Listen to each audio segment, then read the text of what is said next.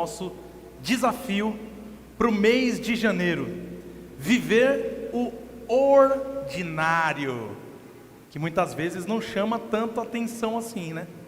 Nós muitas vezes somos chamados a atenção por aquilo que é extraordinário, por aquilo que foge do comum, principalmente porque nós vivemos em uma era que podemos chamar de tirania do extraordinário.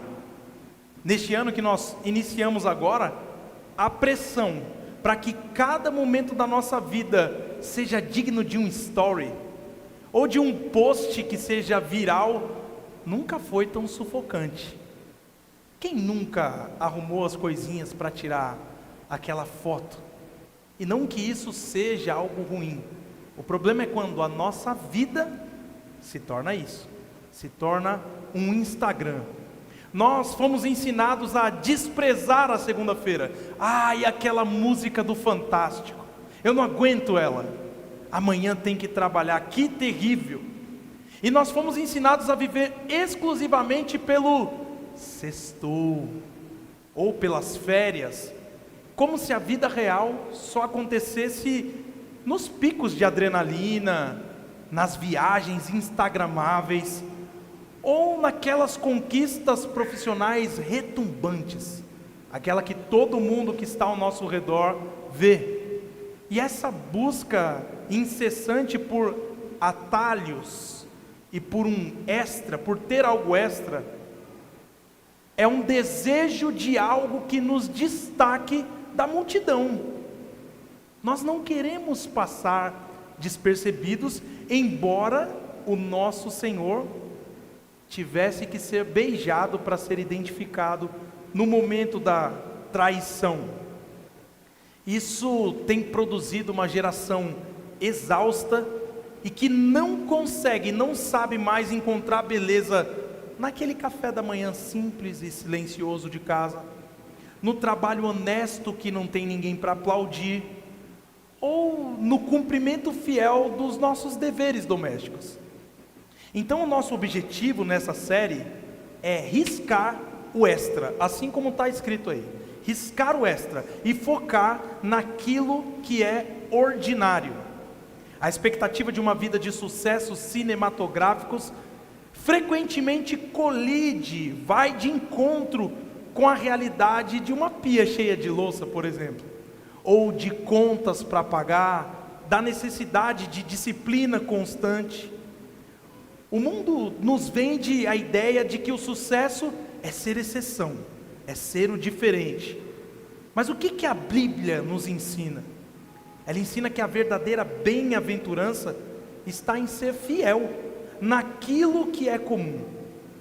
Queremos aprender a enxergar a glória de Deus não apenas nas frestas do incomum, mas na textura densa e cotidiana da vida que o próprio Deus nos confiou para administrar hoje.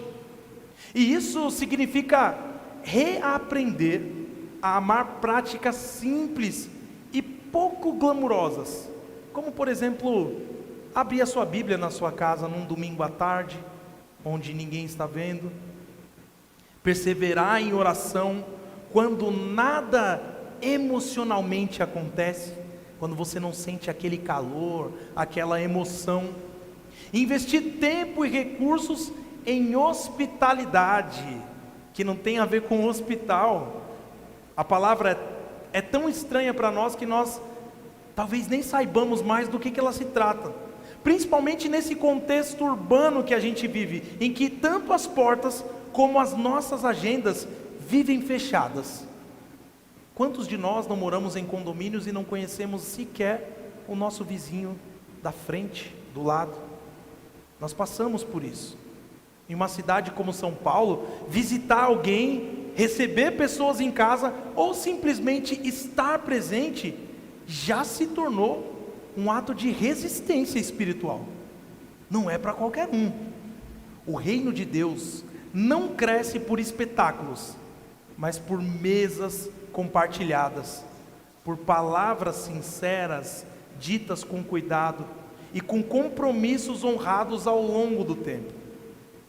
Agora, o desafio que nós temos diante de nós é resistir à sedução dos atalhos, do caminho fácil. Porque o que nós vemos hoje é que muitos querem comunhão profunda, sem investir tempo e dinheiro em hospitalidade. Nós desejamos famílias piedosas, mas sem cultivar a oração no lar. Nós buscamos resultados rápidos no corpo, até no trabalho e até na espiritualidade, sem aceitar o processo que leva para que haja uma evolução. Nós vemos isso o tempo todo. O reino de Deus opera na lógica da semente, crescimento invisível, constante e ordinário. Por isso, nesta primeira mensagem, nós vamos olhar para o Salmo número 1, o Salmo 1, e aprender que a verdadeira felicidade não nasce de eventos extraordinários, mas do ritmo diário de uma vida plantada pela palavra de Deus. Então o tema da nossa mensagem de hoje é: viva o ordinário na devoção. Viva o ordinário na devoção. E em resumo nós veremos que a verdadeira felicidade é fruto de uma vida na palavra. Simples assim. A verdadeira felicidade é fruto de uma vida na palavra. E a primeira coisa que esse texto nos mostra é que a felicidade começa no afastamento do pecado e na alegria na palavra. Para isso vamos ler os versos 1 e 2 do Salmo número 1. Veja só que tem palavras grifadas aí, e são palavras negativas, digamos assim. Vamos ler. Bem-aventurado é aquele que não anda no conselho dos ímpios, não se detém no caminho dos pecadores, nem se assenta na roda dos escarnecedores. Pelo contrário, o seu prazer está na lei do Senhor, e na sua lei medita de dia e de noite. Tem alguma criança com um papelzinho aí para anotar? Tem? Tem, ali, achei. Então, crianças, eu quero que vocês desenhem uma criança sorrindo e lendo a Bíblia. Uma criança sorrindo e lendo a Bíblia, tá bom? Meus irmãos, o Salmo 1 não é apenas o primeiro por acaso. Não foi colocado ali de forma aleatória. Ele foi colocado aqui como uma porta de entrada para todo o saltério. Todo o livro dos Salmos começa aqui, juntamente com o Salmo 2, que apresenta o rei ungido por Deus. Esse salmo, o Salmo 1, mostra como vivem aqueles que pertencem a esse reino. E antes de falar de louvor, de lamento, de esperança, esse livro, o livro dos Salmos, te chama a escolher um caminho. Nós estamos diante de uma escolha que todos nós devemos fazer. E esse salmo ecoa diretamente o apelo de Moisés lá em Deuteronômio 30. Um apelo para vida ou morte, bênção ou maldição. A espiritualidade bíblica não começa com sentimentos, mas com direção.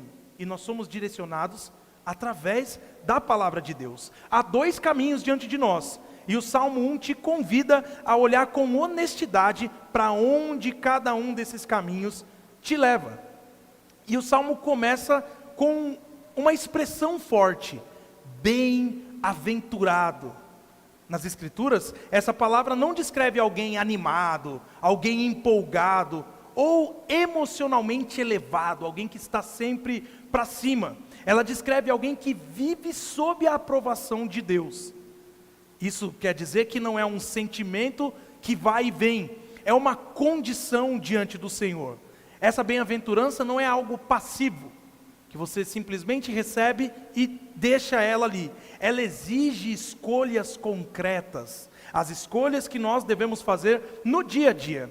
Por isso o texto não começa dizendo o que essa pessoa sente, mas o que ela faz. Ou, mais especificamente, no versículo 1, o que ela deixa de fazer. A felicidade verdadeira, segundo a Bíblia, não é encontrada em experiências extraordinárias, mas em uma vida alinhada com a vontade de Deus no dia a dia. Até porque, às vezes, nós temos vontade de andar no caminho dos ímpios, de de sentar na roda dos escarnecedores. E se nós fizermos aquilo que nós temos vontade, nós nos deixaremos levar por aquilo que não é o que Deus quer para nós. Então o salmista descreve 3 movimentos negativos: não andar, não se deter e não se assentar. O que mostra para nós uma progressão, e uma progressão perigosa. Porque primeiro a pessoa começa apenas ouvindo conselhos que ignoram a Deus. No início isso já é o suficiente para chocar a pessoa que tem o contato com a palavra do Senhor. Só que depois, a pessoa passa a imitar o estilo de vida dessas vozes. Então ela ouviu, ela assimilou, ela começou a andar dessa forma e assimilar esse estilo de vida, até que por fim ela se sente confortável a ponto de se sentar com os zombadores, aqueles que desprezam abertamente o que é santo. Isso, meus irmãos, porque o pecado raramente começa com uma ruptura explícita. Você não está aqui na igreja e amanhã você mata uma pessoa. Há uma progressão do seu próprio coração sendo cauterizado pelo pecado, até que você chegue a cometer pecados terríveis. Ele começa com familiaridade. Você ouve e aquilo começa a fazer parte de você.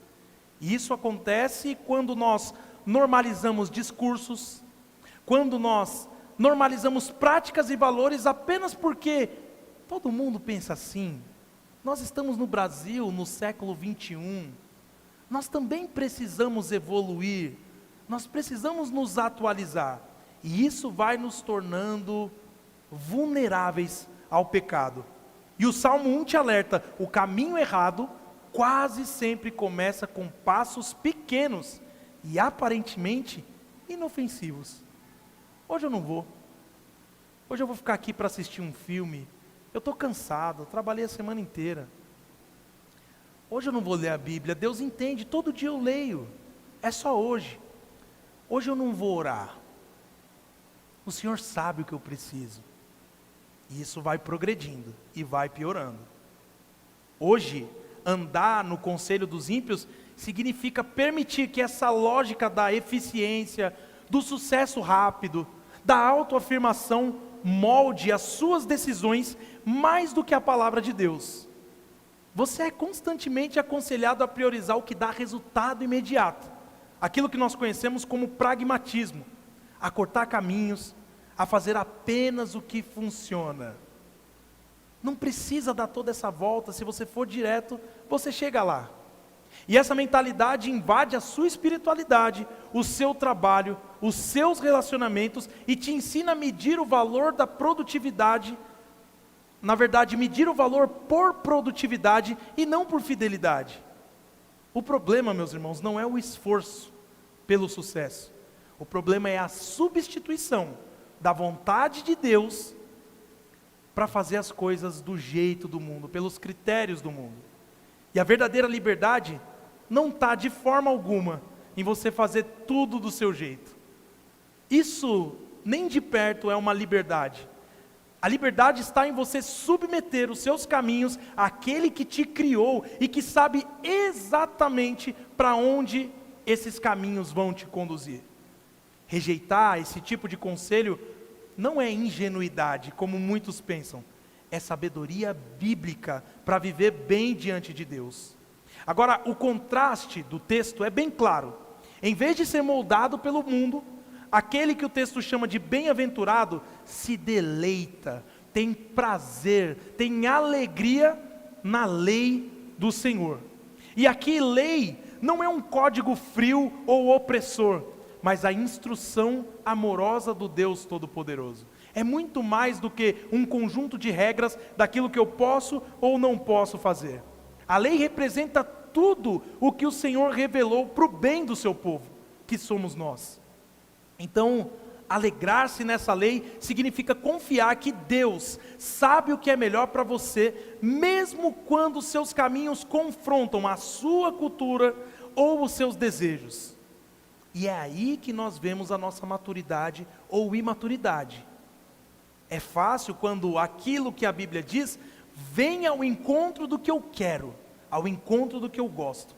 O difícil é quando a Bíblia nos confronta e quer que nós mudemos as nossas atitudes. Então a devoção ordinária é aprender a amar essa instrução do Senhor, a palavra do Senhor, enxergando nela não um peso, mas um presente que orienta as suas decisões mais simples. Como você trata o seu cônjuge, como você educa os seus filhos, como você trabalha, como você gasta o seu dinheiro, como você gasta o seu tempo. Tudo isso deve ser orientado pela palavra de Deus. E a única forma da palavra de Deus te orientar nisso é quando você vive de forma ordinária o dia a dia, conhecendo mais da palavra do Senhor. E o Salmo afirma que essa pessoa medita na lei do Senhor dia e noite. E essa palavra hebraica usada aqui descreve uma espécie de um murmúrio contínuo, quase como que alguém falando consigo mesmo. Não é uma prática mística isolada da vida real, mas é a palavra acompanhando nós, os cristãos, nas tarefas mais comuns. O nosso erro é esperar que quando nós estamos em oração, Deus fale de uma forma especial, Ele venha numa nuvem, Ele se manifeste através de alguma coisa. Isso não é impossível, tá, irmãos? Mas a maneira ordinária de Deus se manifestar é através da Escritura, é através do dia a dia, é através da leitura contínua. É a Escritura sendo lembrada no trânsito parado da marginal, na fila do mercado quando você já está cansado, enquanto você lava a louça ou responde e-mails do seu trabalho. Meditar é trazer a palavra para dentro do ritmo normal da vida, permitindo que a palavra, interprete a realidade antes que a cultura faça isso por você. Não é a cultura que dita como você deve andar, mas é a palavra de Deus, e você só consegue isso através da meditação. Só que essa meditação é constante, ela é um remédio bíblico contra a espiritualidade dos atalhos. Em vez de você buscar uma experiência intensa, emocional, de vez em quando, em vez de você esperar que você venha ao culto e chore, e aqui aconteça algo diferente, é o dia a dia, é investir no ordinário, é ler a palavra, é ouvir a palavra, é repetir as promessas de Deus para você. Não é para você se olhar no espelho e dizer que você é capaz, mas é para você olhar para o espelho da sua alma, que é a palavra de Deus, e dizer: em Deus eu sou capaz, nele eu venço as batalhas. Porque vencer, nesse caso, não significa mais você vencer da maneira que você quer, mas significa que independente do desfecho, das situações em que você esteja passando, você é vencedor, porque Deus está te conduzindo em todas as coisas. Pense em como que a palavra atua nas decisões mais simples da sua rotina. Ela vai te ensinar a dizer não a uma conversa que degrada alguém, a manter a integridade quando ninguém está olhando, porque quando tem pessoas por perto, é fácil você ser íntegro, a perseverar no trabalho comum quando o reconhecimento não vem, quando ninguém está vendo. Nesse mundo que nós vivemos, meus irmãos, no qual tudo te empurra para a pressa e para a comparação com aquilo que as outras pessoas estão fazendo, esse prazer, essa alegria na lei do Senhor, se revela quando você escolhe viver com coerência, mesmo sem aplausos.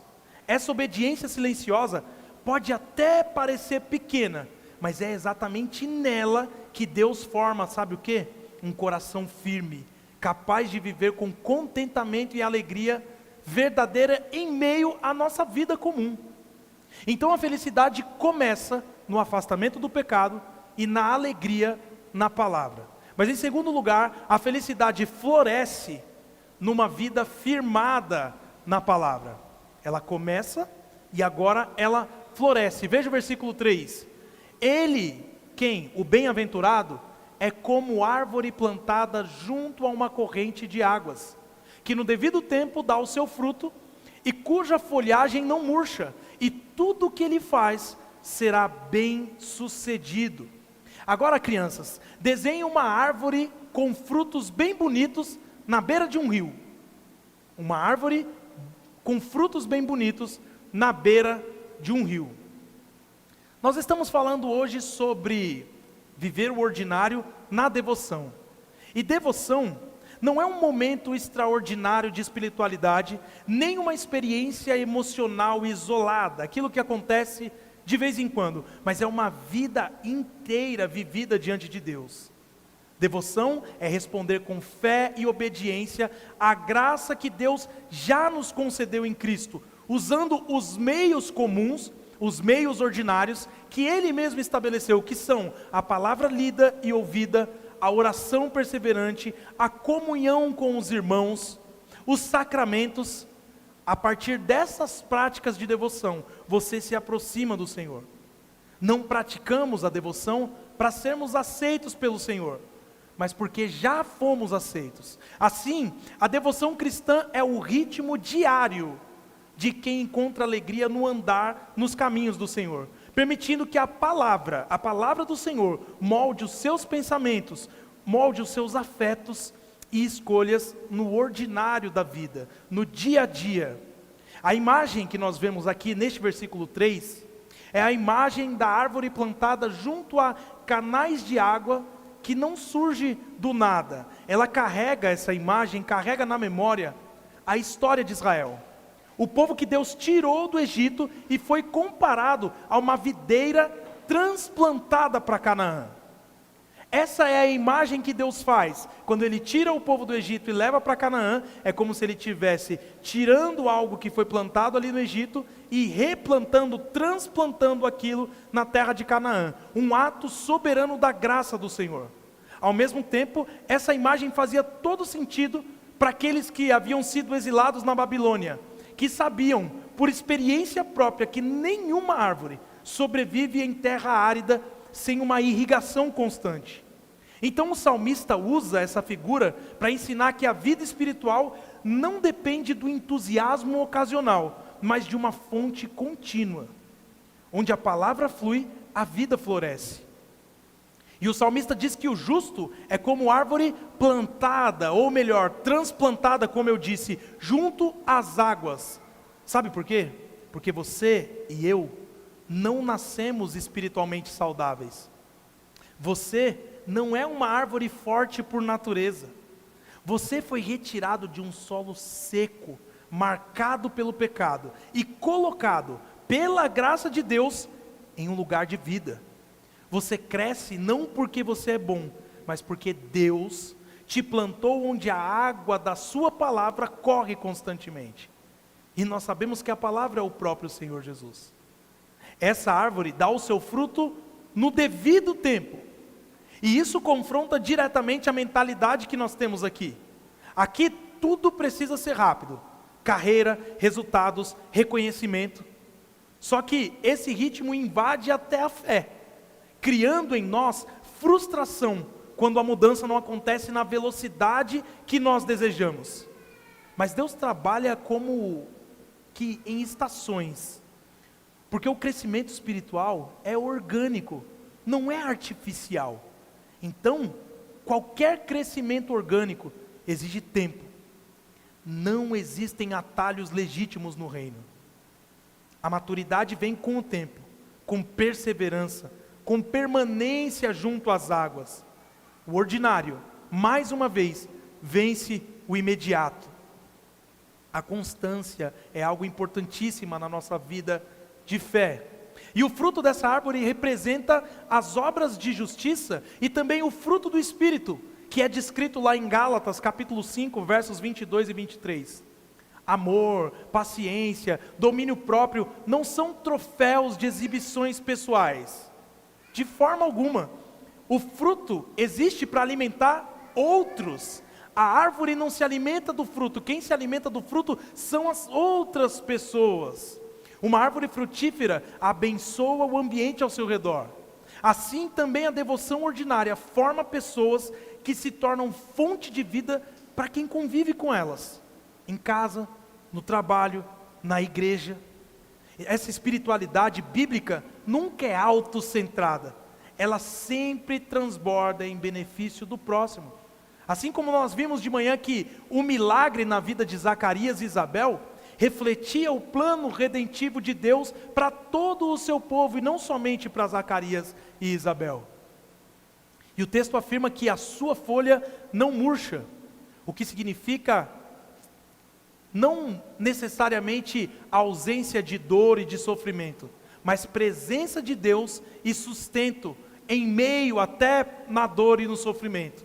Quem está firmado na palavra do Senhor tem raízes profundas o suficiente para atravessar períodos de seca, períodos onde as coisas realmente estão difíceis. E nesses momentos, meus irmãos, o extraordinário costuma falhar.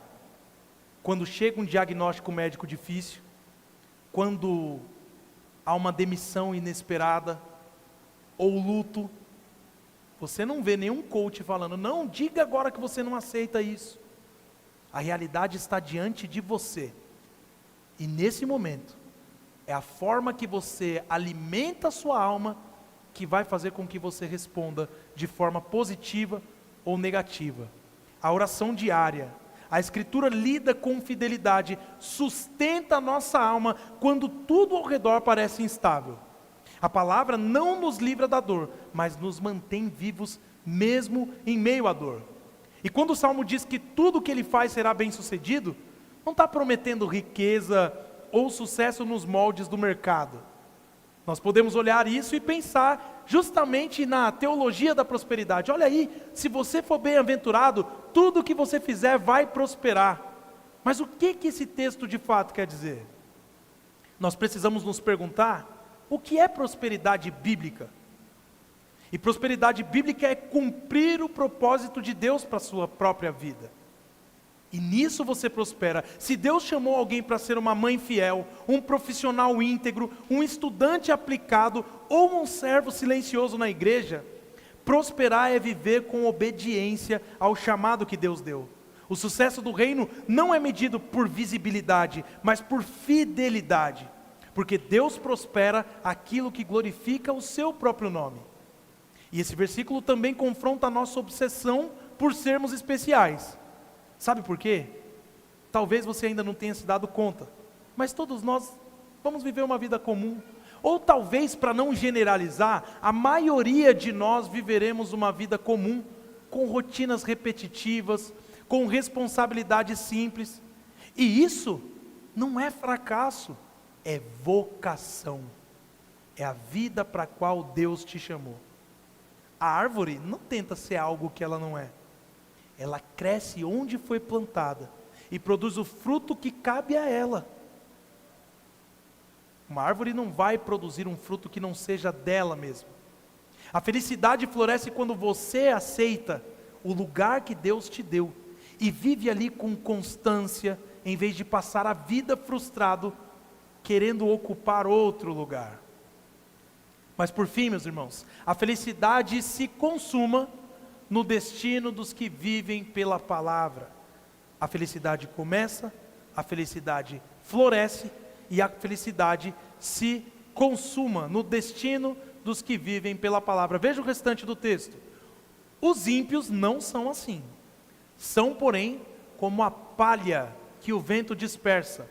Por isso, os ímpios não prevalecerão no juízo, nem os pecadores na congregação dos justos. Pois o Senhor conhece o caminho dos justos, mas o caminho dos ímpios perecerá. Crianças, o último desenho que vocês farão é de folhas voando por causa do vento, tá bom? Folhas voando por causa do vento. Meus irmãos, o Salmo 1 termina como começou, com um contraste, e um contraste absoluto. O salmista não oferece um meio termo, nem um caminho alternativo. Você não pode ser meio crente, e esse salmo deixa isso claro. A poesia desse salmo é intencionalmente binária, porque a realidade espiritual também é binária. Só existem dois caminhos, dois modos de viver e dois destinos finais. Então essa estrutura funciona como uma advertência importantíssima, solene. Nossas escolhas diárias, aparentemente pequenas e sem valor, caminham em direção a um fim definitivo. O Salmo não nos permite tratar a vida com Deus como algo neutro ou opcional. Eu escolho se eu vou caminhar com Deus ou não. Se você escolhe não caminhar com Deus, na verdade, se você escolhe a neutralidade, você já escolheu não caminhar com Deus. Existem dois caminhos, e não há uma terceira via para isso.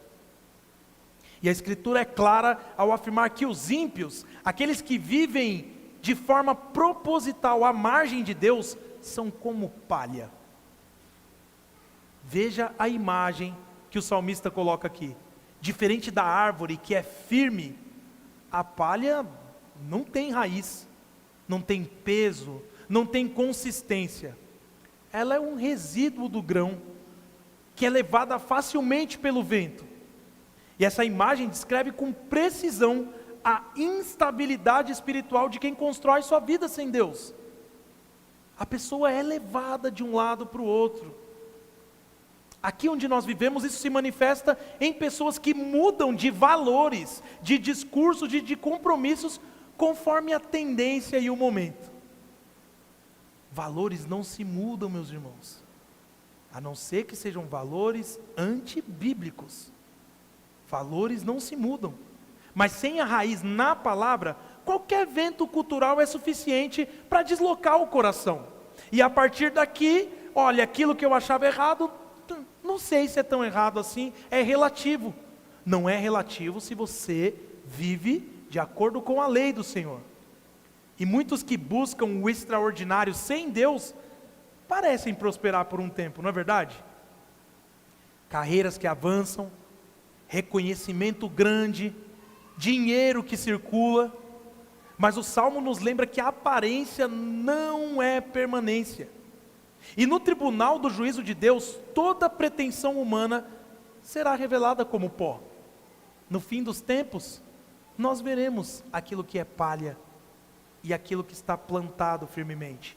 Ideologias, discursos de autoafirmação e projetos de vida construídos à parte do Criador não resistirão à presença do juiz santo.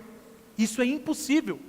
O problema não é a falta de potencial humano, mas a tentativa de viver independentemente de Deus. É isso que Adão quis fazer no jardim. E é isso que todos nós, afetados pelo pecado, queremos fazer muitas vezes.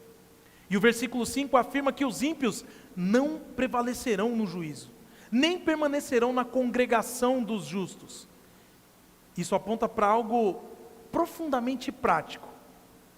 A importância da igreja, da comunidade local. A igreja, meus irmãos, não é um acessório da vida cristã, mas é o ambiente onde Deus sustenta o seu povo. Nós estamos em um mundo quebrado, fragmentado e instável.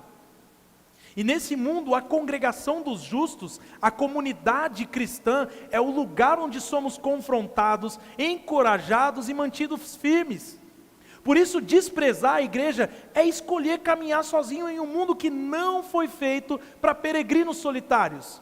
Nós precisamos uns dos outros para sermos afiados e para crescermos espiritualmente. E o contraste final é profundamente pastoral. O Senhor conhece o caminho dos justos. E esse conhecer, assim como eu já disse em algumas mensagens, não é apenas intelectual, é relacional, é cuidadoso.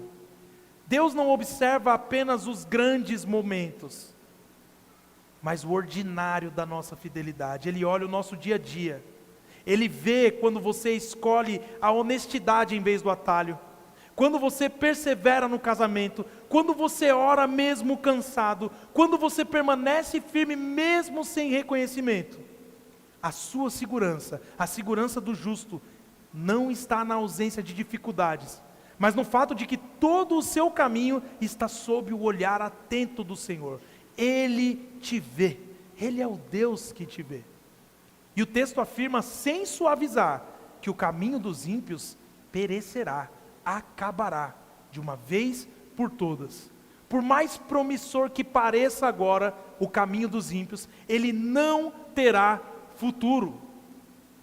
O sucesso desenfreado, a busca incessante por prazer e a satisfação imediata por desejos terminam num vazio eterno. acaba como pó, como neblina, como fumaça, se dissipa. E a Escritura não nos diz isso para nos assustar, mas para nos acordar.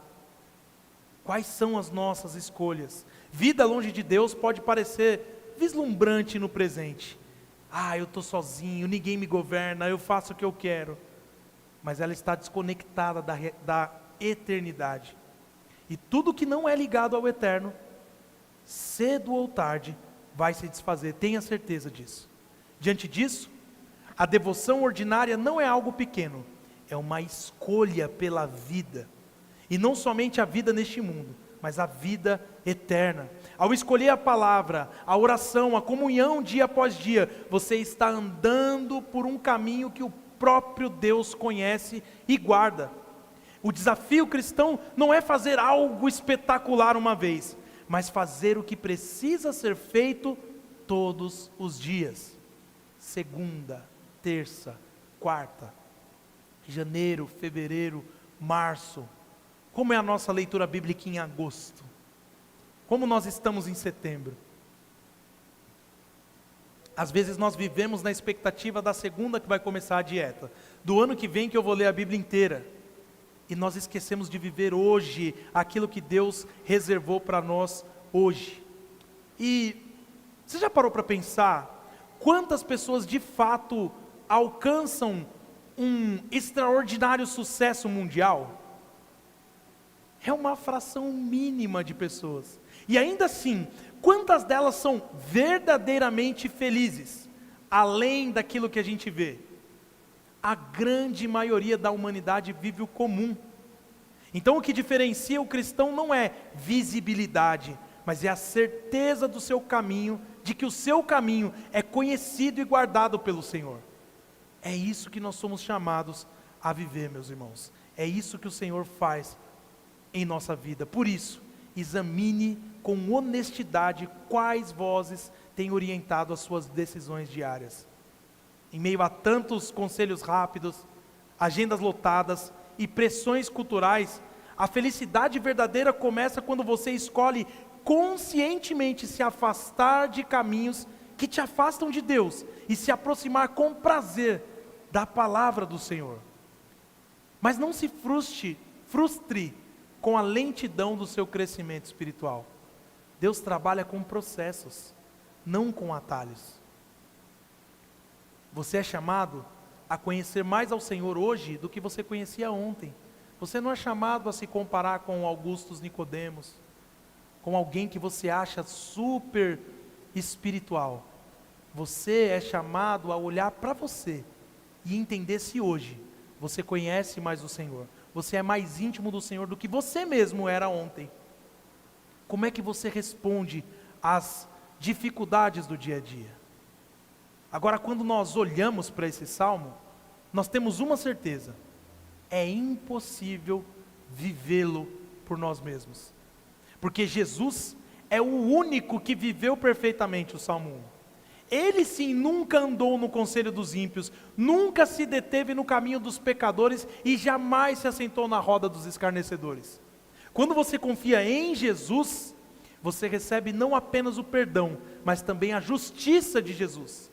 E por isso o seu caminho será conhecido pelo Senhor. Assim, o seu afastamento do pecado não nasce do medo. Eu não vou fazer isso para não ser punido. Mas da gratidão por já ter sido aceito em Cristo. Porque Ele, Cristo, é a palavra viva de Deus. Quando você se deleita, se alegra, sente prazer na Escritura, você não está apenas cumprindo uma disciplina espiritual, mas você está se encontrando com uma pessoa. O próprio Cristo é a palavra. E é com Ele que você se encontra quando você diariamente tem um contato com a palavra. Ler e meditar na palavra é aprender a pensar, a amar e a viver como Jesus, permitindo que a sua voz seja mais forte do que qualquer outro conselho que tente te conduzir. Não tenha dúvidas disso, meu irmão. Então, para concluir, o que nós aprendemos com esse texto hoje? Em primeiro lugar, escolha diariamente de quem você receberá conselho. Toda semana você é moldado por vozes, querendo ou não. vozes do trabalho, vozes da cultura, vozes das redes sociais. E o Salmo 1 te chama a se afastar conscientemente do que te afasta de Deus e a cultivar alegria naquilo que Ele diz. Felicidade começa com direção, não com emoção. Em segundo lugar, Deus trabalha com processos, não com atalhos. A imagem da árvore deve te lembrar que crescimento saudável é lento, é invisível por longos períodos e depende da constância. O que significa que ler a Bíblia, orar e obedecer todos os dias pode parecer pouco, mas é assim, é dessa forma que Deus forma em você raízes profundas. O comum do dia a dia, sustentado pela graça, produz frutos no tempo certo. Em terceiro lugar, suas escolhas diárias têm um destino eterno. O mundo em que nós vivemos pode celebrar o imediato, o prazer momentâneo, aquela alegria passageira, mas somente o caminho conhecido e guardado pelo Senhor é um caminho que permanece. Por isso, viver a devoção ordinária é escolher hoje aquilo que fará sentido na eternidade. Você não foi chamado a ser feliz nesse mundo, você foi chamado a ser fiel. E se você for fiel aqui, você será feliz eternamente com Deus. Você não precisa ser extraordinário aos olhos do mundo, você precisa ser fiel aos olhos de Deus. E por fim, tudo isso é possível, porque Cristo viveu perfeitamente esse caminho por você. Ele é o justo do Salmo 1, Ele é a árvore da vida, Ele é o caminho que não perece. A sua devoção não é um meio de ganhar a aceitação dEle, ou da igreja, ou de qualquer pessoa, mas é a resposta agradecida de quem já foi alcançado pela graça. Então, que ao riscar o extra e abraçar aquilo que é ordinário, você encontre a felicidade simples, mas profunda e duradoura de viver diante do Senhor todos os dias.